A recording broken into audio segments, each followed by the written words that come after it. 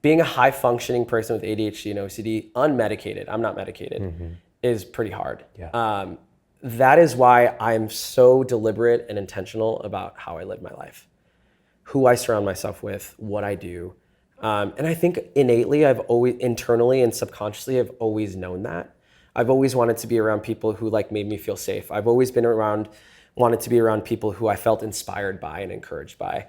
Approaching my life that way like really saved me in a lot of ways, which I'm really grateful for. My therapist, she was like, in the beginning, she was like, you have a very well-trained frontal cortex. Like, great job. Like, how did you do it? And I'm like, I just wanted to feel okay, and I wanted to feel good.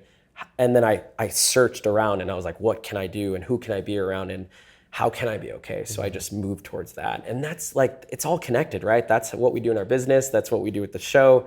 It's been a really like interesting journey of like acceptance, integration, and then like empowerment, If I can like identify the different chess pieces and understand what they do, like what can I do with them, and how can I be strategic about them, And now that I know all these different facets about myself, like how can I like maximize the crap out of them, Like, which is exciting.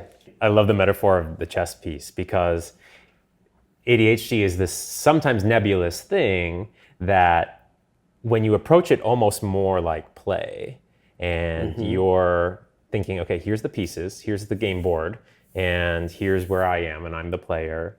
And play can almost become a mindset of, I've got these factors, my brain is this way, I can't, this is the brain I was born with.